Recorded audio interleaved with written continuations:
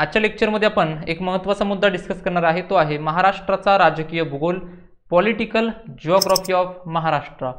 या लेक्चरमध्ये आपण मेजरली काही मुद्द्यांवरती फोकस करणार आहोत। त्यातला पहिला मुद्दा आहे की महाराष्ट्र राज्याची पार्श्वभूमी, भारतातील महाराष्ट्राचे स्थान आणि महाराष्ट्राच्या राजकीय सीमा म्हणजे political boundaries of the Maharashtra. या तीन मुद्द्यांपैकी आपण पहिल्या मुद्द्याला सुरुवात करूयात, जी आहे पार्श्वभूमी, महाराष्ट्र राज्याची पार्श्वभूमी, बॅकग्राऊंड ऑफ महाराष्ट्र। थोडंसं इतिहासात जावं लागेल आणि इतिहासामध्ये गेल्यानंतर आपल्याला काही बेसिक इव्हेंट्सचा अभ्यास करावा लागेल। वर्ष आहे 1950। या अगोदर 3 वर्ष भारताला स्वातंत्र्य इथे मिळालं होतं। भारताला स्वातंत्र्य मिळालं, भारत देश स्वतंत्र झाला। पण भारत देश स्वतंत्र झाल्यानंतर या भारतामध्ये वेगवेगळे प्रांत होते, काही राजघराणे होते, आपण त्यांना प्रिन्सली स्टेट्स या नावाने ओळखतो।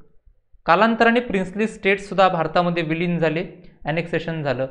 पण आपल्या इथं काही प्रांत होते, काही प्रोव्हिन्सेस होते, जे ब्रिटिशांच्या काळापासून तुम्हाला पाहायला मिळतात।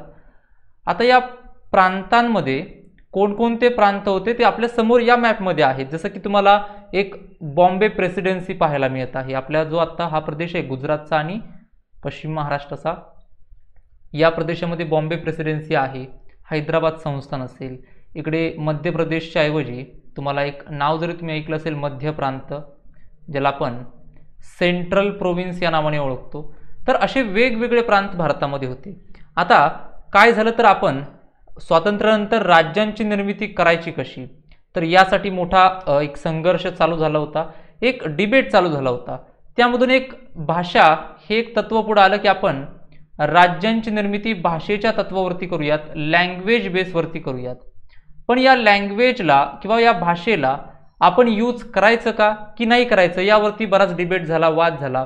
यामधून 3 कमिशन तुम्हाला पाहायला मिळतात, 3 आयोग पाहायला मिळतात। त्यामध्ये एक धार कमिशन आहे, यानंतर एक JVP कमिशन आहे आणि शेवटी एक कमिशन येतं, त्याला आपण राज्य पुनर्रचना आयोग म्हणतो, फाजल अली आयोग म्हणतो किंवा स्टेट रिऑर्गनायझेशन कमिशन या नावाने देखील त्याला आपण ओळखतो। तर असे 3 कमिशन तुम्हाला पाहायला मिळतात आपल्या इथं आले। पहिलं जे धार कमिशन आहे आणि दुसरं जे JVP कमिशन आहे, हे 2 आयोग आहेत। या 2 आयोगांनी सुरुवातीला भाषा तत्वाला आपण राज्यांच्या निर्मितीसाठी वापरू नये असा एक शिफारस केली होती किंवा असं एक सजेशन आहे ते दिलं होतं। पण त्यानंतर एक तुम्हाला पाहायला मिळतं की 1953 मध्ये एक आयोग आला, त्याला आपण फाजल अली आयोग म्हणतो, राज्य पुनर्रचना आयोग म्हणतो, इंग्लिशमध्ये त्याला स्टेट रिऑर्गनायझेशन कमिशन या नावाने ओळखतो। हा आयोग आहे, या आयोगाने शेवटी सांगितलं की राज्यांची निर्मिती करायची असेल तर भाषा तत्वाला आपण विचारात घ्यावं लागेल आणि या भाषेच्या आधारावरती राज्यांची निर्मिती आहे ती करावी लागेल। मध्येच भारतामध्ये वेगवेगळी आंदोलनं देखील चालू होती।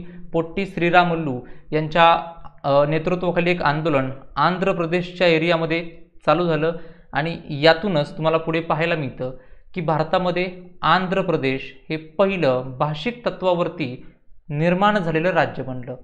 First state established on the basis of language ते होतं आंध्र प्रदेश। आणि यानंतर तुम्हाला पाहायला मिळतं की आपल्या महाराष्ट्रामध्ये किंवा आपल्या महाराष्ट्र राज्याची निर्मिती जर करायची असेल तर काही या ऑलरेडी असलेल्या प्रांतांचे जिल्हे हे आपल्यामध्ये घेण्यात आले। पण आता सुरुवातीला महाराष्ट्र राज्याची स्थापना झाली नव्हती। सुरुवातीला जे नाव होतं ते नाव होतं बॉम्बे स्टेट। सुरुवातीला बॉम्बे या राज्याची स्थापना झाली आणि ही स्थापना झाली एका कायद्यानुसार। तो कायदा 1956 साली पारित करण्यात आला होता। त्या कायद्याचं नाव आहे राज्य पुनर्वसन कायदा किंवा स्टेट्स रिऑर्गनायझेशन ॲक्ट ऑफ 1956। 1956चा हा कायदा गेल्या 3 वर्षामध्ये जे आयोग भारतामध्ये होता, फाजल अली आयोग यांच्या शिफारसीनुसारच करण्यात आला आणि 1956च्या या कायद्याने भारतामध्ये भाषेच्या आधारावरती वेगवेगळ्या राज्यांची निर्मिती केली। यामध्येच आपल्या या प्रदेशामध्ये जिथं आत्ता आपला महाराष्ट्र राज्य आहे, या प्रदेशामध्ये प्लस काही गुजरातचा भाग, तर या संपूर्ण एरियामध्ये एक बॉम्बे नावाचं राज्य स्थापन झालं होतं। तर मध्य प्रांतातील विदर्भाचे 8 जिल्हे, ज्यामध्ये बुलढाणा, अकोला, अमरावती, वर्धा, नागपूर, भंडारा आणि यवतमाळ आणि शेवटी एक चांदा जो आता चंद्रपूर आहे। बॉम्बे प्रेसिडेन्सीमधील 13 जिल्हे होते असे टोटल तुम्हाला पाहायला मिळतात की 26 जिल्हे मिळून, ज्यामध्ये गुजरातचा देखील समावेश होता. तर असे टोटल 26 जिल्हे बनवून महाराष्ट्र राज्याची निर्मिती किंवा बॉम्बे राज्य हे तुम्हाला पाहायला मिळतं की 1 नोव्हेंबर 1956ला झाली होती. आता यावेळेस आपण भाषा तत्वाचा आधार घेतलाय, लँग्वेजचा आधार घेतलाय आणि याच्या आधारावरती आपण निर्माण करतोय. आता जे राज्य निर्माण झालं बॉम्बे, तारीख होती 1 नोव्हेंबर 1956. तर यावेळेस हे द्विभाषिक राज्य होतं, ज्यामध्ये मराठी भाषिक लोक होते आणि या राज्यामध्ये गुजराती बोलणारे देखील लोक तुम्हाला पाहायला मिळतील. असे बायलिंग्युअल स्टेटची स्थापना झाली 1 नोव्हेंबर 1956ला. पण संघर्ष हा अटळ होता. संघर्ष हा गेल्या पुढच्या 3-4 वर्षांमध्ये चालू होता आणि या संपूर्ण संघर्षामधून, अनेक लोकांच्या बलिदानामधून मराठी भाषिक लोकांसाठी एक वेगळ्या राज्याची निर्मिती झाली. ते राज्य म्हणजे आपलं महाराष्ट्र राज्य. आणि महाराष्ट्र राज्याची निर्मिती पुढे जाऊन 1 मे 1960ला होते. तर असा हा संपूर्ण एक थोडक्यात मी तुम्हाला इतिहास सांगितला काय होता स्वातंत्र्यानंतरचा. आता आपण काही बेसिक जी माहिती आहे आपल्या राज्याबद्दल.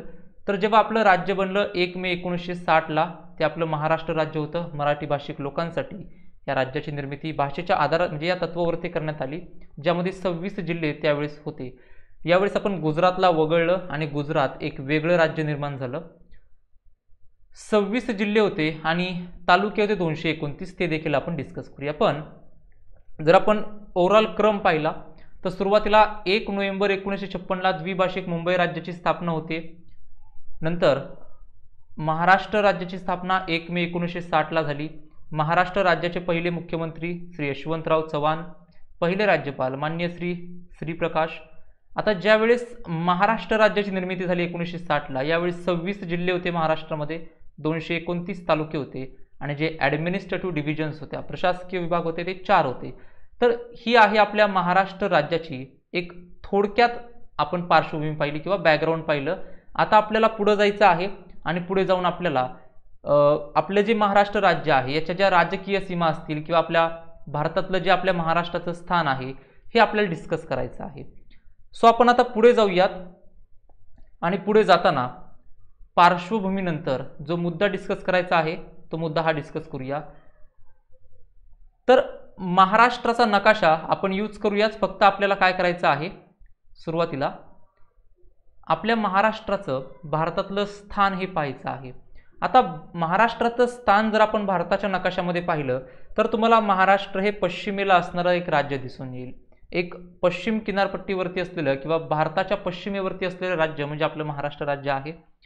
अक्षवृत्तीय विस्तार महाराष्ट्राचा आहे 15 डिग्री 48 मिनिट उत्तर आणि 22 डिग्री 6 मिनिट उत्तर.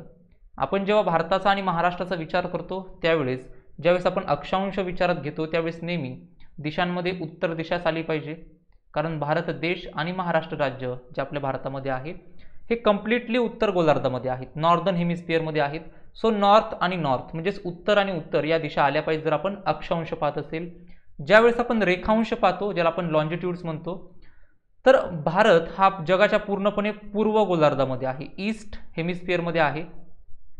त्यामुळे 72 डिग्री 36 मिनिट पूर्व ते 80 डिग्री 54 मिनिट पूर्व रेखांश हा तुम्हाला महाराष्ट्राचा रेखावृत्तीय विस्तार पाहायला मिळतो, लॉन्जिट्युडनल एक्सटेंट पाहायला मिळतं.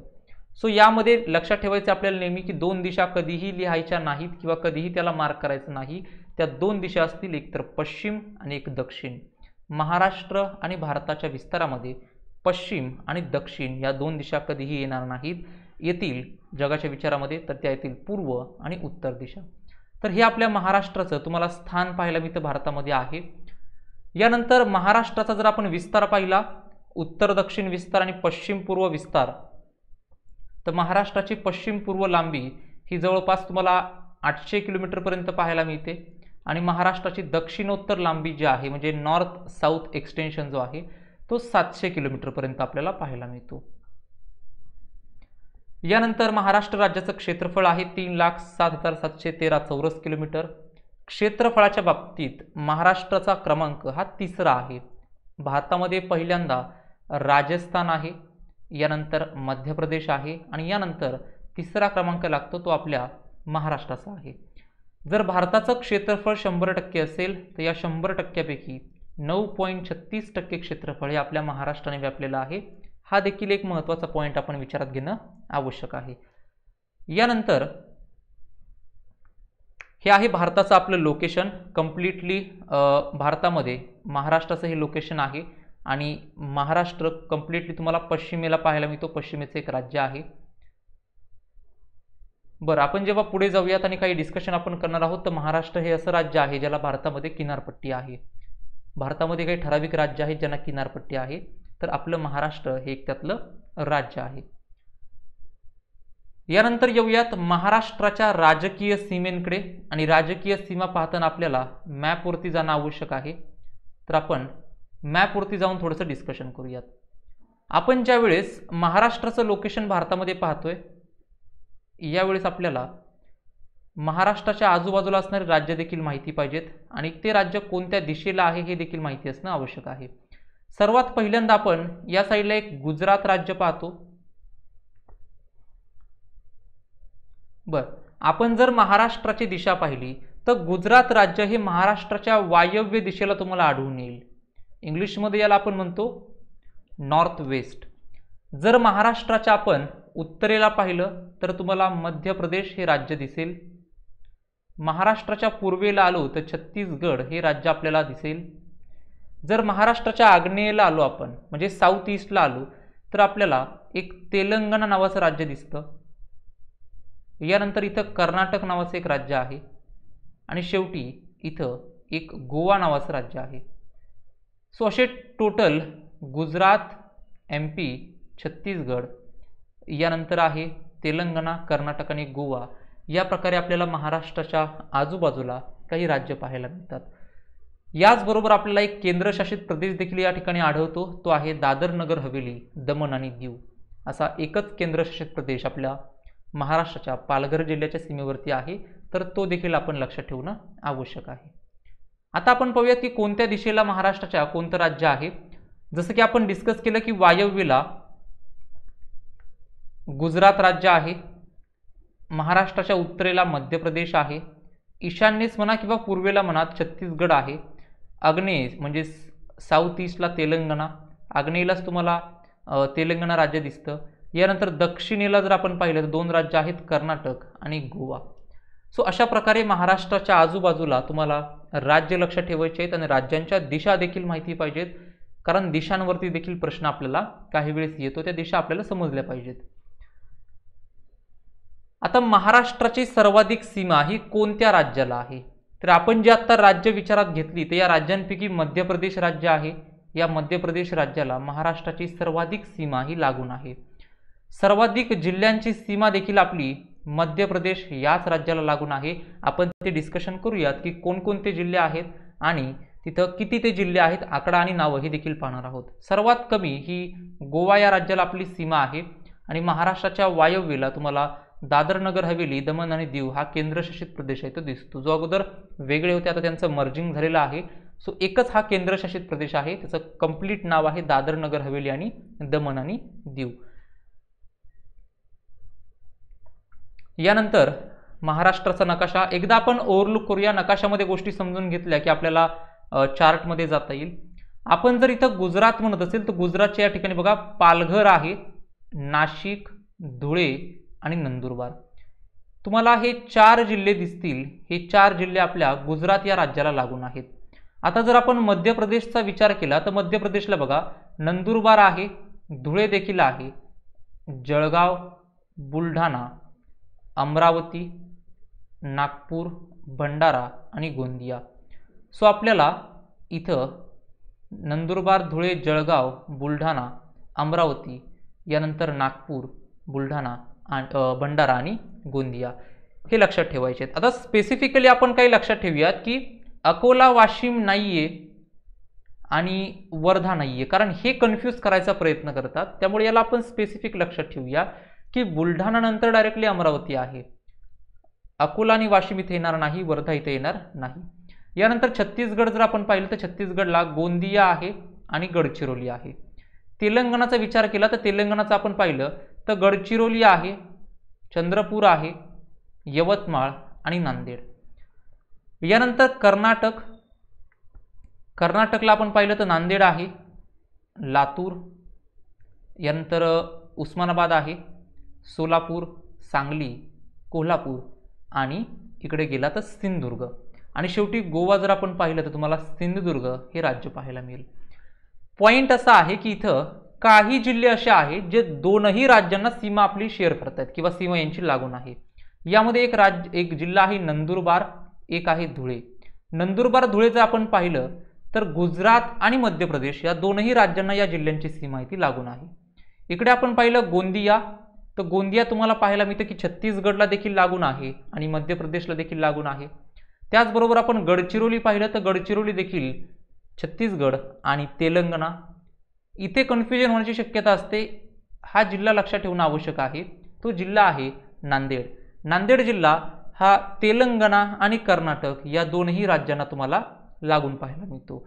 आणि यानंतर आहे सिंधुदुर्ग. सिंधुदुर्ग देखील आपल्याला दोन्ही साईडला लक्षात ठेवायचं आहे, कर्नाटक आणि गोवा. सो असे काही जिल्हे आहेत जे ओव्हरऑल दोनही राज्यांना लागून आहेत. पालघर जिल्हा असा आहे की जो एक राज्य आणि एक केंद्रशासित प्रदेश याला लागून आहे. जर आपल्याला एक राज्य आणि केंद्रशासित प्रदेश विचारलं तर पालघर येईल, पण दोन राज्यांना लागून जेव्हा प्रश्न येईल त्यावेळेस पालघर हे उत्तर येणार नाही. पालघर फक्त एकाच राज्याला लागून आहे, ते आहे गुजरात. दुसरा केंद्रशासित प्रदेश आहे. हा पॉइंट लक्षात ठेवणं आपण आवश्यक आहे. यानंतर डिस्कशन करूयात की टोटल 20 जिल्हे आहेत जे आपल्या इतर राज्यांना लागून आहेत आणि 16 जिल्हे आहेत यांची सीमा ही म्हणजे कोणत्याही राज्याला लागून नाहीये आणि 20 जिल्हे आहेत जे इतर राज्यांना लागून आहेत, जे आपण बॉर्डरवरती पाहिले ते. यानंतर आपण डिस्कशन करूयात जे अतिशय महत्त्वाचं डिस्कशन आहे. मध्य प्रदेश तुम्हाला पाहायला मिळते की जवळपास 8 जिल्हे आहेत जे आपल्या मध्य प्रदेश या राज्याला लागून आहेत. कर्नाटक बरोबर 7 आहेत, गुजरात आणि तेलंगणा बरोबर 4, छत्तीसगड बरोबर 2 आणि गोवा राज्याबरोबर 1 जिल्हा आपला लागून आहे. आता हे कोणते जिल्हे आहेत हे डिस्कशन करणं आपल्याला आवश्यक आहे. आता हे डिस्कशन करताना आपण सुरुवात करूया गुजरातपासून. गुजरातचा विचार केला तर पालघर, नाशिक, धुळे, नंदुरबार आहेत. मध्य प्रदेशचा विचार केला तर नंदुरबार, धुळे जे कॉमन होते ते इथेही आहेत. नंतर जळगाव आहे, बुलढाणा आहे, अमरावती आहे, नागपूर आहे, भंडारा आहे, गोंदिया आहे. जे नाही आहेत ते लक्षात ठेवायचे आहेत आपल्याला, कारण ते देखील कन्फ्यूज करू शकतात. बरोबर. सो नंदुरबार, धुळे, जळगाव, बुलढाणा, अमरावती, नागपूर, भंडारा, गोंदिया हे आहेत मध्य प्रदेशला लागून. 8 यांची संख्या आहे, यांची संख्या 4 आहे. छत्तीसगड बरोबर 2 आहेत, गोंदिया आणि गडचिरोली. यानंतर आपण डिस्कशन करूयात तेलंगणाचं. इथं 4 आहेत तेलंगणाचे. तेलंगणा बरोबर गडचिरोली लागून आहे, चंद्रपूर आहे, यवतमाळ आहे आणि नांदेड आहे. कर्नाटकचे आपण पाहतो 7 जिल्हे आहेत. कर्नाटकला 7 जिल्हे लागून आहेत महाराष्ट्राचे. यामध्ये नांदेड, लातूर, उस्मानाबाद, सोलापूर, सांगली, कोल्हापूर आणि सिंधुदुर्ग. आणि गोवा हे राज्य आहे. या राज्याला एकच आपला जिल्हा लागून आहे, तो आहे सिंधुदुर्ग. सो आपल्याला क्रम देखील माहिती पाहिजेत की सर्वाधिक जिल्हे हे कोणत्या राज्याला लागून आहे. तर उत्तर असेल मध्य प्रदेश. ते किती आहेत तर त्यांची संख्या आहे 8. यानंतर कोणतं राज्य असेल तर ते राज्य आहे कर्नाटक. कर्नाटकला 7 जिल्ह्यांची सीमा लागून आहे. 7 नंतर आपण विचार केला की कोणते राज्य आहे ज्यांना त्यानंतर काही जिल्ह्यांची सीमा लागून आहे. तर एक आहे आपलं तेलंगणा, एक आहे गुजरात, ज्यांना प्रत्येकी 4 जिल्ह्यांची सीमा इथे लागून आहे. आणि यानंतर येतं छत्तीसगड, जिथं 2 तुम्हाला पाहायला मिळतील लागून आहेत. त्यामध्ये गोंदिया आणि गडचिरोली आपण पाहिले होते. आणि शेवटी आहे गोवा, ज्याच्याबरोबर एकच जिल्हा आपला लागून आहे. सो हा क्रम देखील आपल्याला माहिती पाहिजे. क्रम देखील या ठिकाणी आपल्यासाठी आवश्यक ठरतो. यानंतर सलग 2 राज्यांना लागून असणाऱ्या जिल्ह्यांच्या सीमा, त्यामध्ये नंदुरबार एक महत्त्वाचा जिल्हा आहे जो गुजरात आणि मध्य प्रदेशला लागून आहे. यानंतर धुळे जिल्हा आहे, गुजरात आणि मध्य प्रदेश या 2 राज्यांनाही लागून आहे. गोंदिया आहे, गोंदिया मध्य प्रदेश आणि छत्तीसगड. गडचिरोली आहे छत्तीसगड आणि तेलंगणा. आणि एक महत्त्वाचा पॉईंट जो आपण इथे लक्षात ठेवणं खूप जास्त आवश्यक आहे, तो महत्त्वाचा पॉईंट आहे तो नांदेडचा. नांदेड आहे जो 2 जिल्ह्यांना लागून आहे, तेलंगणा आणि कर्नाटकला. यानंतर येतं सिंधुदुर्ग. सिंधुदुर्ग आता गोवा आणि कर्नाटक. आणि एक महत्वाची फॅक्ट जी शेवटी आपण पाहिली ती आहे पालघर संदर्भात. लक्षात ठेवायचे पालघर 2 राज्यांना लागून नाहीये, एक राज्य आहे आणि एक आहे केंद्रशासित प्रदेश. 1 स्टेट आणि 1 युनियन टेरिटरी. त्याचं नाव आहे दादर नगर हवेली दमण आणि दीव आणि नंतर आहे गुजरात. सो ओव्हरऑल असं एक राज्य आणि एक केंद्रशासित प्रदेश यांना लागून असणारं तुम्हाला पाहायला मिळतं की पालघर हा एक जिल्हा आहे. सो हे संपूर्ण जिल्हे तुम्हाला सलग 2 राज्यांना पाहायला मिळतात की लागून आहेत.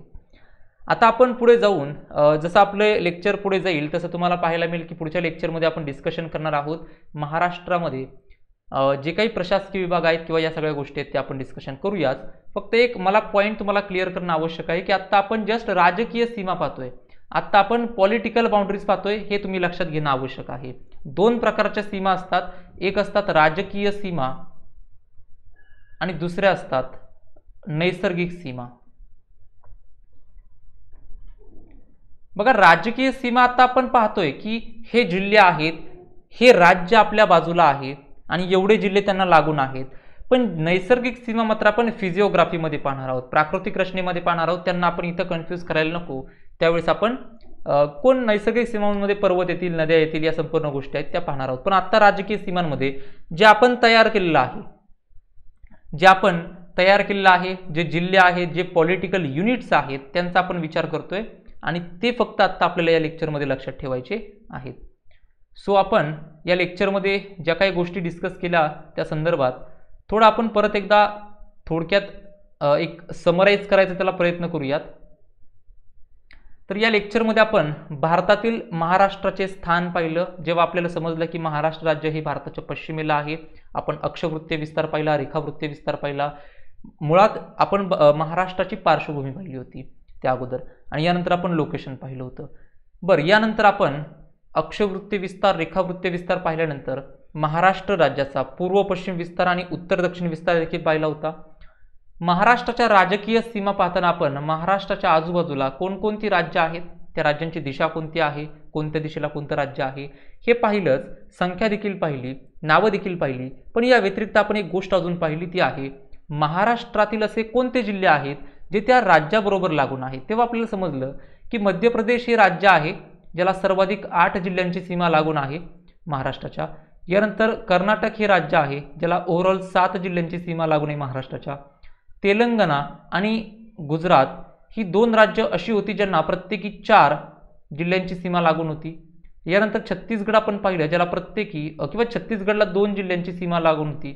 आणि शेवटी गोवा हे राज्य पाहिलं ज्याला 1 जिल्ह्याची सीमा इथे लागून आहे. तर असा हा संपूर्ण पॉईंट होता जे डिस्कशन करणं आपल्याला आवश्यक होतं. आजच्या लेक्चरमध्ये आपण डिस्कस करणार आहोत महाराष्ट्राचा राजकीय भूगोल भाग 2, पॉलिटिकल जिओग्राफी ऑफ महाराष्ट्राचे काही अतिशय महत्त्वाचे मुद्दे. या लेक्चरमध्ये आपण सुरुवातीला फोकस करूयात महाराष्ट्रातील प्रशासकीय विभाग, महाराष्ट्रातील प्रादेशिक विभाग, महाराष्ट्र जिल्हा निर्मिती आणि काही महत्त्वाच्या फॅक्ट्स. सो सुरुवात करणार आहोत आपण एका महत्त्वाच्या मुद्द्यापासून, ते आहे महाराष्ट्रातील प्रशासकीय विभाग, ॲडमिनिस्ट्रेटिव्ह डिव्हिजन्स ऑफ महाराष्ट्र.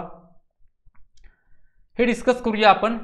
सुरुवातीला पाहून घेऊयात की महाराष्ट्राचे किती प्रशासकीय विभाग आहेत. तर टोटल महाराष्ट्राचे 6 प्रशासकीय विभाग आहेत. एक आहे औरंगाबाद, नाशिक, पुणे, नागपूर, अमरावती आणि कोकण. आता महाराष्ट्राचे प्रशासकीय विभाग ही कन्सेप्ट काय आहे, ही संकल्पना काय नक्की. बघा, एखादं राज्य असेल आणि या राज्याचं जर प्रशासन आपल्याला करायचं असेल तर आपल्याला या राज्यामध्ये आपण वेगवेगळ्या दृष्टीने प्रशासन म्हणतो. आपण पॉलिटिकल म्हणा, इकॉनॉमिक म्हणा किंवा आर्थिकदृष्ट्या. तर या संपूर्ण गोष्टींसाठी म्हणजे पॉलिटिकल जे काही प्रशासन आहे, पॉलिटिकल ॲडमिनिस्ट्रेशन आहे, इकॉनॉमिक ॲडमिनिस्ट्रेशन आहे, हे संपूर्ण आपण आपल्या राज्याच्या अगदी शेवटच्या घटकापर्यंत पोहोचवण्यासाठी राज्याला काही प्रशासकीय विभागांमध्ये डिवाइड करणं आवश्यक असतं. याचप्रमाणे महाराष्ट्राचे आपण 6 प्रशासकीय विभाग केलेले आहेत जे आपल्या समोर आहेत. प्रशासकीय विभागानंतर देखील जी स्टेप असते ती असते जिल्हा. सो आपण प्रशासकीय विभाग पाहिल्यानंतर आपण जाणार आहोत जिल्ह्यांकडे आणि जिल्ह्यांमध्ये पण आपण वेगवेगळ्या गोष्टी ते डिस्कस करणार आहोत. सो आपल्या समोर हा संपूर्ण मॅप आहे, ज्यामध्ये सर्वात पूर्वेला जर आपण पाहिलं तर आपल्याला हा नागपूर विभाग दिसेल. या साईडला तुम्हाला अमरावती विभाग आहे. इथे आपल्याला पाहायला मिळेल तो आहे औरंगाबाद विभाग. इकडे आहे नाशिक डिव्हिजन म्हणजे नाशिक विभाग, हा पुणे विभाग, आणि हा आहे कोकण विभाग. तर आपल्याला एक बेसिक आयडिया असली पाहिजे की आपण महाराष्ट्रामध्ये जर पश्चिमेकडून पूर्वेकडे चाललो किंवा पूर्वेकडून पश्चिमेकडे चाललो तर कोणता विभाग कधी येईल, तर हे एक बेसिक आपल्यासमोर मॅपमध्ये पाहून घेणं आवश्यक असतं. यानंतर दुसरी स्टेप आहे की या प्रत्येक विभागामध्ये कोणकोणते जिल्हे आहेत हे देखील डिस्कस करणं आवश्यक असतं. आता आपण या संपूर्ण गोष्टींचा आढावा इथंच घेऊया. जसं की आपण जर सुरुवातीला पाहिलं तर सुरुवातीला आपल्याला पाहायला मिळतं की आपल्याकडे एक पुणे विभाग आहे, किंवा आपण औरंगाबाद विभाग जर पाहिला तर औरंगाबाद विभागामध्ये आपल्याला एक औरंगाबाद जिल्हा आहे, जालना आहे, बीड आहे, परभणी, हिंगोली, नांदेड, लातूर आणि उस्मानाबाद. सो या प्रकारे आपल्याला औरंगाबाद विभागामध्ये 8 जिल्हे पाहायला मिळत आहेत. आणि पुढे जाऊन एक पॉइंट अजूनही लक्षात ठेवा, औरंगाबाद प्रशासकीय विभागामध्ये आपल्याला 76 तालुके लक्षात ठेवायचे आहेत. जर आपण या जिल्ह्यांचे तालुके मोजले तर 76 तालुके आपल्याला आढळून येतात. सो 8 जिल्हे आणि 76 तालुक्यांसहित औरंगाबाद प्रशासकीय विभाग हा सर्वात मोठा विभाग आहे. यानंतर आपण डिस्कशन करूयात नागपूरबद्दल. जर आपण नागपूर विभाग पाहिला तर नागपूर विभागामध्ये आपल्याला किती जिल्हे पाहायला मिळतात, तर बघा वर्धा आहे, नागपूर आहे, भंडारा, गोंदिया, चंद्रपूर आणि गडचिरोली.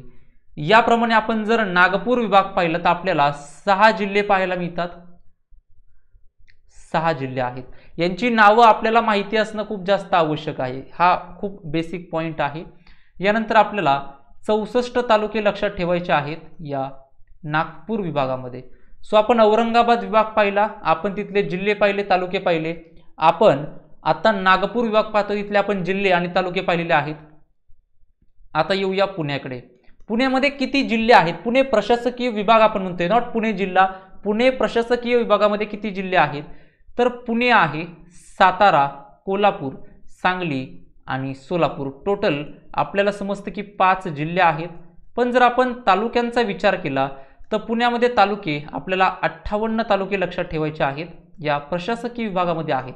प्रशासकीय विभाग पाहतोय आपण, त्यामुळं नॉट पर्टिक्युलर जिल्हा. यामध्ये जिल्ह्यांचा हा एक ग्रुप आहे, जिल्ह्यांचा एक तुम्हाला ग्रुप पाहायला मिळतो, त्याला आपण प्रशासकीय विभाग म्हणतो. आणि यातले आपण तालुके पाहतोय. पर्टिक्युलर प्रत्येक जिल्ह्याचे ते वेगवेगळे तालुके आहेत, आपण संपूर्ण विभागाचे पाहतोय. यानंतर नाशिक जर पाहिलं तर नाशिकमध्ये आपल्याला जर जिल्ह्यांचा विचार केला तर नंदुरबार, धुळे, जळगाव, नाशिक आणि अहमदनगर असे तुम्हाला ओव्हरऑल 5 जिल्हे पाहायला मिळत आहेत. आणि तालुक्यांचा विचार केला तर 54 तालुके आपल्याला लक्षात ठेवायचे आहेत, आपल्या नाशिक विभागामध्ये आहेत. ओके, 54 तालुके. यानंतर जाऊया आपण आपला मुंबई विभाग किंवा कोकण विभाग. या ठिकाणी जर आपल्याला जिल्हे विचारले आणि तालुके विचारले तर आपल्याला लक्षात ठेवायचे की 7 जिल्हे आहेत आणि 50 तालुके आहेत. हा आहे आपला कोकण विभाग. आणि एक राहतो तो आहे अमरावती. कॅल्क्युलेट करूया, बुलढाणा, अकोला, वाशिम, यवतमाळ, अमरावती. सर टोटल 5 जिल्हे आहेत. आणि जर आपल्याला या ठिकाणी तालुके विचारले तर तालुके लक्षात ठेवायचे 56. 5 जिल्हे आणि 56 तालुके. सो ओव्हरऑल आपल्या या प्रशासकीय विभागांचं हे आपल्याला नेचर पाहायला मिळतं की यामध्ये किती जिल्हे, किती तालुके आहेत हे लक्षात ठेवणं आवश्यक आहे. यानंतर पुढे जाऊयात. थोडं डिस्कशन आपल्याला करायचं आहे प्रशासकीय विभागांच्या संदर्भात की जेव्हा आपल्या महाराष्ट्र राज्याची निर्मिती झाली 1 मे 1960ला, त्यावेळेस टोटल 4 प्रशासकीय विभाग होते, 26 जिल्हे होते आणि 229 तालुके होते जेव्हा आपण सुरुवात पाहतोय त्यावेळेस. पण आत्ताच्या घडीला आपल्याकडे 6 प्रशासकीय विभाग आहेत. आणि जर सर्वात जास्त जिल्हे असणारा आपण प्रशासकीय विभाग पाहिला तर तो आहे औरंगाबाद. संख्या आहे 8 जिल्हे, बरोबर. आणि तालुक्यांचा विचार केला तर 76 तालुके. त्यामुळे आपल्याला औरंगाबाद विभाग हा सर्वाधिक जिल्हे असणारा लक्षात ठेवायचा आहे. सर्वाधिक लोकसंख्या असलेला प्रशासकीय विभाग जर आपल्याला लक्षात ठेवायचा असेल तर हा आहे कोकण. पॉप्युलेशन सर्वात जास्त आहे. सर्वात जास्त तालुके असणारा आत्ताच आपण पाहिला औरंगाबाद आहे 76 तालुके, आणि सर्वात कमी तालुके असणारा प्रशासकीय विभाग तो आहे आपला कोकण, जो आपण 50 तालुक्यांसहित पाहिला होता. तर या काही महत्त्वाच्या फॅक्ट्स आहेत आपल्या महाराष्ट्रातील प्रशासकीय विभागांच्या संदर्भात. ॲडमिनिस्ट्रेटिव्ह डिव्हिजन्स ऑफ महाराष्ट्र, त्यांची आपण नावं पाहिली, आपण त्यामध्ये असलेले जिल्हे पाहिले, आपण त्यांच्यामध्ये असलेले तालुके पाहिले आणि काही महत्त्वाच्या फॅक्ट्स पाहिल्या. यानंतर आपण डिस्कशन करूया आता की प्रत्येक विभागामध्ये, जसं की आत्ता आपण नावं पाहतोय, नाव ऑलरेडी पाहिलेत की औरंगाबाद विभाग असेल तर या ठिकाणी या औरंगाबाद विभागाचं क्षेत्रफळ किती आहे, तर जवळपास 64,813 चौरस किलोमीटर, 21% जवळपास महाराष्ट्राच्या 21.06% तुम्हाला हे टोटल क्षेत्रफळापैकी औरंगाबाद विभागाचं क्षेत्रफळ आहे, जो सर्वाधिक मोठा विभाग आहे आपल्या प्रशासकीय विभागांमध्ये. या औरंगाबाद विभागामध्ये सर्वाधिक क्षेत्रफळ आहे बीड जिल्ह्याचं आणि शेवटी आहे हिंगोली. ॲटलिस्ट पहिला आणि शेवटचा आपल्याला माहिती पाहिजे. नावं आपल्या समोर आहेत. बीड आहे, नांदेड आहे, औरंगाबाद आहे, जालना, उस्मानाबाद, लातूर, परभणी आणि हिंगोली. हा एक क्रम आहे, जो क्रम या प्रकारे चाललाय आणि हा क्रम आपल्याला देण्यात आलेला आहे या औरंगाबाद विभागांमधील जिल्हे आणि त्यांच्या क्षेत्रफळानुसार. सर्वाधिक अगोदर दिलेत आणि सर्वात कमी असणारा जो विभाग आहे तो किंवा जिल्हा आहे तो आपण शेवटी दिलेला आहे. ओव्हरऑल जर आपल्याला परत एक पॉईंट लक्षात ठेवायचा असेल तर मी परत सांगेल की जिल्हे आणि तालुके हे बॅकएंडला आपल्या लक्षामध्ये राहू द्या की या विभागामध्ये किती आहेत. यानंतर दुसरा विभाग आपल्याला डिस्कस करायचा आहे, तो आहे नाशिक विभाग. नाशिक विभाग जर पाहिलं तर 57,493 चौरस किलोमीटर हे तुम्हाला ओव्हरऑल क्षेत्रफळ पाहायला मिळतं नाशिक विभागाचं, जे आपल्या महाराष्ट्राच्या एकूण क्षेत्रफळाच्या 18.70 इतके आहे. या नाशिक विभागामध्ये सर्वाधिक क्षेत्रफळ आहे अहमदनगर जिल्ह्याचं, यानंतर आहे नाशिक, जळगाव, धुळे आणि नंतर आहे नंदुरबार. सर्वाधिक अहमदनगर, सर्वात कमी नंदुरबार. नाशिक विभाग, टोटल जिल्हे, टोटल तालुके हे देखील आपल्या बॅकएंडला क्लिअर पाहिजेत. यानंतरचा विभाग आहे पुणे विभाग, पुणे डिव्हिजन. 57,275 चौरस किलोमीटर, 18.60% एवढं महाराष्ट्राच्या एकूण क्षेत्रफळामध्ये वाटा आहे. सर्वाधिक क्षेत्रफळ पुणे जिल्ह्याचं आहे, जे आहे 15,643 चौरस किलोमीटर. यानंतर आहे सोलापूर, सातारा, सांगली आणि कोल्हापूर. सर्वाधिक क्षेत्रफळ आहे ते पुणे या आपल्या जिल्ह्याचं आहे पुणे विभागामध्ये, आणि सर्वात कमी आहे ते आपल्याला पाहायला मिळतं कोल्हापूरचं आहे. यानंतर नागपूर विभाग आहे. नागपूर विभागाचं टोटल क्षेत्रफळ आपल्याला देण्यात आलेलं आहे आणि हे महाराष्ट्राच्या एकूण क्षेत्रफळापैकी 16.69% एवढं पाहायला मिळतं. नागपूर विभागामध्ये गडचिरोली जिल्हा आहे, ज्याचं सर्वाधिक क्षेत्रफळ आहे. नंतर आहे चंद्रपूर, नागपूर, वर्धा, गोंदिया आणि भंडारा. यानंतर विभाग आहे अमरावती विभाग. अमरावती विभागाचं देखील आपल्याला क्षेत्रफळ देण्यात आलेलं आहे, जे आहे 14.95% महाराष्ट्राच्या एकूण क्षेत्रफळापैकी. यामध्ये यवतमाळ आहे सर्वाधिक क्षेत्रफळ असलेला जिल्हा, नंतर अमरावती, बुलढाणा, अकोला आणि वाशिम. यानंतर डिस्कशन करूया कोकण विभागासंदर्भात. टोटल क्षेत्रफळ तुम्हाला देण्यात आलेलं आहे, हे आहे महाराष्ट्राच्या 10% एकूण क्षेत्रफळाच्या. कोकण विभागामध्ये रत्नागिरी जिल्हा आहे, ज्याचं सर्वाधिक क्षेत्रफळ तुम्हाला पाहायला मिळेल. यानंतर आहे रायगड, पालघर, सिंधुदुर्ग, ठाणे, मुंबई उपनगर आणि मुंबई शहर. सो ओव्हरऑल तुम्हाला या जिल्ह्यांचा आढावा तो या विभागांमध्ये देण्यात आलेला आहे. बॅकएंडला आपल्याला त्या गोष्टी क्लिअर ठेवायच्या आहेत. बरं, हे होते आपले प्रशासकीय विभाग. पण आपण जर भौगोलिकदृष्ट्या पाहिलं, आपण लोकांच्या दृष्टीने पाहिलं, सांस्कृतिकदृष्ट्या पाहिलं, राहणीमानाच्या दृष्टीने पाहिलं, तर आपल्या इथं काही रिजनल डिव्हिजन देखील आहेत. आपल्या इथं काही प्रादेशिक विभाग देखील आहेत. त्यांची संख्या आहे 5. एक आहे विदर्भ, एक आहे पश्चिम महाराष्ट्र, मराठवाडा, कोकण आणि खानदेश. आता विदर्भामध्ये आपण पाहतो तर आपल्याला इथंही जिल्हे आणि तालुक्यांची संख्या माहिती पाहिजे की विदर्भात किती जिल्हे आणि विदर्भात किती तालुके. जे या विभागामध्ये येतील त्यांना कंबाईन करून आपण बोलतो, बरोबर. तर विदर्भामध्ये आपल्याला 11 जिल्हे आणि जवळपास 120 तालुके लक्षात ठेवायचे आहेत. जर पश्चिम महाराष्ट्राचा विचार केला तर पश्चिम महाराष्ट्रामध्ये आपल्याला 7 जिल्हे आणि 87 तालुके लक्षात ठेवायचे आहेत. यानंतर जर आपण मराठवाड्याचा विचार केला तर मराठवाड्यामध्ये आपल्याला 8 जिल्हे आणि 76 तालुके लक्षात ठेवायचे आहेत. जर आपण कोकणाचा विचार केला तर कोकणामध्ये 7 जिल्हे येतील या प्रादेशिक विभागामध्ये आणि 50 हे येतील आपले तालुके. आणि खानदेशमध्ये आपण जर पाहिलं तर 3 जिल्हे येतील आणि जे तालुक्यांची संख्या आहे ती पण कमी असणार आहे, ती आहे 25. सो हे आहेत जिल्हे आणि तालुके. आपल्याला या प्रादेशिक विभागांचे देखील क्लिअर असणं आवश्यक आहे. यानंतर डिस्कशन करूयात किंवा इनफॅक्ट मॅपवरती पाहूयात की विदर्भ मी ज्या वेळेस म्हणतोय त्यावेळेस विदर्भामध्ये 11 कोणते जिल्हे येतील तर या साईडचे येतील, जे आपल्याला ओव्हरऑल हा प्रदेश पाहायला मिळतो. यानंतर आपण जर मराठवाडा म्हणत असेल तर मराठवाड्यामध्ये तुम्हाला हा एक प्रदेश दिसेल जो आपल्याला काही प्रशासकीय विभाग जर आपण औरंगाबाद पाहिलं त्याचा काही प्रदेश दिसेल. खानदेशमध्ये जर विचार केला तर जो आपला उत्तर महाराष्ट्र आहे, उत्तर महाराष्ट्रातले जिल्हे येतील, तालुके येतील. वेस्टर्न महाराष्ट्र, पश्चिम महाराष्ट्र आहे आणि कोकण आहे. असा हा तुम्हाला भारताचा प्रादेशिक विभाग किंवा प्रादेशिक विभाग पाहायला मिळतात, रिजनल डिव्हिजन्स पाहायला मिळतात. यानंतर पाहूयात एक महत्त्वाची कन्सेप्ट, ती आहे महाराष्ट्र जिल्हा निर्मिती. महाराष्ट्र जिल्हा निर्मिती ही एक अतिशय महत्त्वाची आत्ता आपल्याला गोष्ट आहे ती समजून घ्यायची आहे की आपण विचार करतो, आपण लक्षात घेतो की महाराष्ट्र राज्य जेव्हा महाराष्ट्राची स्थापना झाली त्यावेळेस फक्त 26 जिल्हे होते. आजतागायत जर आपण पाहिले तर आज आपल्याला 36 जिल्हे पाहायला मिळतात. सो 26 वरून 36 हे कधी झाले आणि कोणाच्या कार्यकाळामध्ये झाले हे पाहणं देखील आपल्याला गरजेचं आहे. सो सुरुवातीला आपल्याला 2 गोष्टी आहेत. एक तारीख आहे 1 मे 1981, इथे 1 मे 1981 आहे.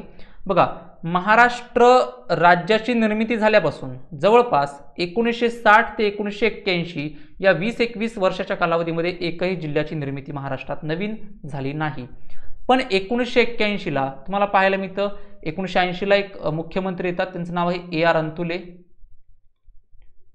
आणि यांच्या कार्यकाळामध्ये तुम्हाला पाहायला मिळतं की रत्नागिरीपासून सिंधुदुर्ग हा नवीन जिल्हा तयार झाला आणि यानंतर औरंगाबादपासून जालना हा एक नवीन जिल्हा आहे तो तयार झाला. यानंतर तारीख आहे 16 ऑगस्ट 1982, उस्मानाबादपासून लातूर हा नवीन जिल्हा तयार झाला आणि याच महिन्यामध्ये एक तारीख आपण लक्षात ठेवायची आहे, ती आहे 26 ऑगस्ट 1982. 16 ऑगस्ट 1982 आणि 26 ऑगस्ट 1982 चंद्रपूरपासून गडचिरोली. आणि यावेळेस मात्र आपल्याला लक्षात ठेवायचं आहे नाव, ते आहे बाबासाहेब भोसले यांचं. बाबासाहेब भोसले त्यावेळेस महाराष्ट्राचे मुख्यमंत्री होते. अगोदर होते ते अंतुले होते, आता बाबासाहेब भोसले आहेत, लक्षात ठेवा. यानंतर तारीख आहे 4 ऑक्टोबर 1990, मुंबई शहरापासून मुंबई उपनगर हा एक नवीन जिल्हा निर्माण होतोय. यावेळेस तुम्हाला 1990 मध्ये मुख्यमंत्री पाहायला मिळतील शरद पवार. यांच्या कार्यकाळामध्ये ही निर्मिती झालेली आहे. 1 जुलै 1998 धुळ्यापासून नंदुरबार. आणि याच वेळी तुम्हाला पाहायला मिळतं अजून एक गोष्ट लक्षात ठेवायची आहे, तारीख तीच आहे 1 जुलै 1998 अकोलापासून वाशिम. यावेळेस म्हणजे हे जे जिल्हा निर्मिती झालेली आहे, नवीन जिल्हे निर्माण झालेले आहेत, यावेळेस कार्यकाळ लक्षात ठेवायचा आहे मनोहर जोशी यांचा. मनोहर जोशी हे यावेळेस मुख्यमंत्री होते. यानंतर 1 मे 1999 भंडारापासून गोंदिया वेगळा आणि परभणीपासून हिंगोली हा जिल्हा वेगळा. यावेळेस नारायण राणे हे मुख्यमंत्री होते. आणि शेवटी जो आता रिसेंट आहे, जो आता शेवटचा आतापर्यंत शेवटचा आहे, तो आहे 1 ऑगस्ट 2014 रोजी ठाण्यापासून पालघर जिल्हा वेगळा झाला. यावेळेस पृथ्वीराज चव्हाण हे महाराष्ट्र राज्याचे मुख्यमंत्री होते. तर आपण डिस्कशन केलं की 1960 ते 1980 पर्यंत 81 पर्यंत महाराष्ट्रात नवीन जिल्हा कोणताही स्थापन झाला नाही, निर्मिती झाली नाही. 26 जिल्हे होते हे तुम्हाला पाहायला मिळतात. पण 1981ला AR अंतुले हे महाराष्ट्राचे मुख्यमंत्री होतात आणि 2 जिल्ह्यांची निर्मिती होते. यानंतर आपण पाहतो की आपल्याला बाबासाहेब भोसले पाहायला मिळतील, तेव्हा परत तुम्हाला 2 जिल्ह्यांची निर्मिती पाहायला मिळते. यानंतर श्री शरद पवार आहेत, नंतर मनोहर जोशी, नारायण राणे आणि पृथ्वीराज चव्हाण, आणि या जिल्ह्यांपासून आपण हे नवीन जिल्हे ते निर्माण केले. पण 2014 पासून ते आत्ता या कालावधीपर्यंत नवीन जिल्ह्यांची निर्मिती व्हावी किंवा नवीन जिल्ह्यांचा काही प्रस्ताव आहे का, किंवा जर करायची असेल तर ती केली पाहिजे का, तर हे देखील आपण डिस्कशन करणार आहे. सो एक पॉइंट आपण डिस्कस करूया, तो आहे नवीन जिल्हा निर्मिती. नवीन जिल्हा निर्मिती ही महाराष्ट्रामध्ये आता काही प्रस्ताव आहेत का, तर प्रस्ताव आहेत. ओव्हरऑल नवीन 22 जिल्हे बनावेत याचा प्रस्ताव आहे. पण एक गोष्ट विचार करण्यासारखी आहे की आपण जिल्ह्यांची निर्मिती का करतो, आपण मोठ्या जिल्ह्याला डिवाइड करून अनेक जिल्ह्यांची निर्मिती का करतो, याची मुख्यतः आपण 2 कारणं विचारात घेऊ शकतो. कारणांमध्ये आपण पाहूयात की नवीन जिल्ह्यांची निर्मिती करायची असेल तर कारणं कोणकोणती असू शकतात. पहिलं कारण आपण म्हणू शकतो की जे जिल्ह्याचं केंद्र आहे ना, जिल्ह्याचं मध्यवर्ती केंद्र आहे, जिल्ह्याचं मध्यवर्ती केंद्र हे काही लोकांसाठी खूप दूर आहे, आणि हे दूर असल्यामुळे काय होतं की यांना त्या छोट्या कामांसाठी देखील खूप जास्त प्रवास करावा लागतो. यासाठी जे काही प्रशासन आहे, जे काही गोष्टी आहेत त्या खूप स्लो होतात. आणि दुसरं कारण आहे भौगोलिक विविधता, हे देखील एक कारण दिलं जातं की नवीन जिल्हा आपण निर्माण केला पाहिजे. एक उदाहरण म्हणून घ्यायचं म्हटलं तर आपण उदाहरण घेऊयात साताऱ्याचं. बघा, सातारा जिल्हा आहे, हे जस्ट उदाहरण आहे. ओके, जर नवीन जिल्हा निर्मिती करायची असेल तर आता एक उदाहरण आपण पाहतो की याची कारणं काय असू शकतात. एक कारण आपण पाहिलं की सर जिल्हा मध्यवर्ती केंद्र हे या लोकांपासून खूप लांब आहे, त्यामुळे तिथली लोक हा तिथला एखादा जिल्हा बनावा यासाठी मागणी करतात. आणि दुसरा पॉईंट असा आहे की भौगोलिक विविधता असू शकते, जॉग्राफिकल डायव्हर्सिटी असू शकते. ती कशी? सातारा असा जिल्हा आहे ज्या ठिकाणी महाराष्ट्रातील सर्वाधिक पर्जन्य ज्या ठराविक महाराष्ट्र ठिकाणी पडतं त्यातली काही ठिकाणं आहेत महाबळेश्वर आणि पाचगणी, ही साताऱ्यामध्येच आहेत. आणि महाराष्ट्रात सर्वात कमी पर्जन्य ज्या ठिकाणी पडतं त्यातलं एक ठिकाण आहे म्हसवड, हे देखील साताऱ्यामध्ये आहे. सो अशा ठिकाणी प्रशासन करणं थोडंसं अवघड होऊन जातं. आणि या कारणामुळे आपण काय करतो, किंवा एक मागणी तुम्हाला पाहायला मिळते की ही भौगोलिक विविधता आहे, यासाठी काय करूयात, आपण नवीन जिल्हा आहे तो स्थापन करूयात. बरोबर. तर ही 2 महत्त्वाची कारणे आहेत. आता कारणांबरोबर आपण पाहूयात की याचे फायदे काय होऊ शकतात. जर नवीन जिल्हा निर्मिती आपण करत असेल तर याचे फायदे आहेत का, तर फायदे तर आहेतच. बघा, फायद्यांमध्ये आपण लक्षात ठेवतो की इथं जास्त तुम्हाला सोयी पाहायला मिळू शकतात, सोयी सुविधा ह्या जास्त पाहायला मिळू शकतात, किंवा तुमच्या वेळेची बचत देखील होऊ शकते. जर तुम्हाला जिल्ह्याचं केंद्र जवळ असेल तर आपण तिथे लवकर जाऊ शकतो, आपली कामं लवकर होऊ शकतात. जास्त सोयी देखील येऊ शकतात. जर एरिया छोटा असेल, बरोबर, तर या छोट्या एरियामध्ये किंवा लहान एरियामध्ये तिथल्या लोकप्रतिनिधीला जास्त लक्ष देता येईल, किंवा तो जास्त उत्तरदायी त्या लोकांना असेल आणि तिथली कामं देखील जास्त होतील. त्यामुळे एक आपण शब्द लिहू शकतो की गतिमान विकास देखील होईल त्या प्रदेशाचा. बरं, यांसारखे तुम्हाला पाहायला मिळतात की काही महत्त्वाचे फायदे आहेत. तोटा आहे का, तर येस, याला काही तोटे देखील आहेत, डिसएडव्हान्टेज देखील आहेत. त्यातलं एक महत्त्वाचं आहे की राज्यावरील खर्च. शेवटी हा खर्च जाणार आहे तो राज्याकडे जाणार आहे, राज्य सरकारकडे जाणार आहे. आणि राज्यावरती खर्चाचा जो भार आहे तो आता जर नवीन जिल्ह्यांची आपण निर्मिती केली तर तो वाढू शकतो. कारण नवीन ऑफिस तयार करणं, नवीन गोष्टी तिथं आणणं, नवीन संपूर्ण यंत्रणा तिथं उभारित करणं, तर यासाठी जास्त खर्च आहे तो येणार असतो. सो आपण नवीन जिल्हा निर्मिती हा टॉपिक आत्ता हाताळला. यामध्ये कारणं काय आहेत, मागणी का होऊ शकते हे आपण पाहिलं, मागणी का होते हे आपण पाहिलं, नवीन जिल्हा निर्मिती केली तर फायदे काय होऊ शकतात, आणि याचे बेसिक तोटे आहेत. त्यातला एक तोटा पाहिला की राज्यावरती खर्च होऊ शकतो. लोकांमध्ये काही वेळेस एक ऐक्याची भावना असते जिल्ह्यामध्ये सुद्धा, तर यामुळे देखील काहीतरी तुम्हाला नवीन जिल्हा निर्मिती करण्यात अडथळा निर्माण होऊ शकतो. पण या संपूर्ण गोष्टी आहेत. पण भविष्यामध्ये आपण असे काही गोष्टी पाहू शकतो. इतिहासामध्ये ऑलरेडी आपण 10 जिल्ह्यांची निर्मिती अशी केलेली आहे. भविष्यात देखील या गोष्टी तुम्हाला पाहायला मिळू शकतात, आणि हे केलं जाईल ते गतिमान विकास त्या प्रदेशाचा व्हावा या कारणाच्या आधारावरती. थोडं पुढे जाऊयात आणि डिस्कशन करूया आता आपण काही महत्त्वाच्या तथ्यांबाबत. त्यातलं पहिलं तथ्य आहे क्षेत्रफळाने प्रशासकीय विभागांचा उतरता क्रम. जर आपण एरिया विचारात घेतला आणि आपण जर ॲडमिनिस्ट्रेटिव्ह किंवा रेव्हेन्यू डिव्हिजन्स विचारात घेतले तर सर्वाधिक एरिया हा औरंगाबाद विभागाचा आहे, नंतर आहे नाशिक, नंतर आहे पुणे, नागपूर, अमरावती आणि शेवटी येईल कोकण. तर हा आहे उतरता क्रम, descending orders of the administrative divisions according to area. यानंतर क्षेत्रफळाने प्रशासकीय विभागांचा उतरता क्रम जर आपण पाहिला, प्रादेशिक विभागांचा जर आपण पाहिला तर प्रादेशिक विभागांमध्ये आपल्याला सर्वाधिक क्षेत्रफळाच्या दृष्टीने विदर्भ पाहायला मिळेल, नंतर आहे पश्चिम महाराष्ट्र, नंतर मराठवाडा, नंतर कोकण आणि शेवटी खानदेश आहे, जिथे तुम्हाला एकदम 25 तालुक्यांपर्यंत कमी तालुके देखील पाहायला मिळतात. सो हा आहे प्रादेशिक विभागांचा उतरता क्रम. ही काही महत्त्वाची तथ्य आपल्याला या लेक्चरमध्ये डिस्कस करणं आवश्यक आहे. यानंतर आपण जर जिल्ह्यांचा विचार केला तर जिल्ह्यांमध्ये क्षेत्रफळाने सर्वात मोठे पहिले 5 जिल्हे जर पाहिले तर अहमदनगर आहे. यानंतर तुम्हाला पाहायला मिळेल की काही महत्त्वाचे जिल्हे आहेत. यानंतर जर आपण पुढे गेलो तर क्षेत्रफळाने सर्वात कमी जर आपण शेवटचे 5 जिल्हे पाहिले तर मुंबई शहर आहे, मुंबई उपनगर आहे, भंडारा आहे, ठाणे आहे आणि हिंगोली आहे. हे क्षेत्रफळाने सर्वात लहान शेवटचे 5 जिल्हे पाहायला मिळतात. आजच्या लेक्चरमध्ये आपण प्रशासकीय विभागांचा आढावा घेतला, प्रादेशिक विभागांचा आढावा घेतला, आपण नवीन जिल्हा निर्मिती हे देखील पाहिलं. या संदर्भात आपण डिस्कशन देखील केलं, बाकीच्या गोष्टी देखील, कारणे, फायदे, तोटे हे देखील पाहिलेलं आहे आणि शेवटी आपण काही महत्त्वाच्या फॅक्ट्स आहेत त्या पाहिलेल्या आहेत. आजच्या या लेक्चरमध्ये आपण इथे थांबूयात. धन्यवाद.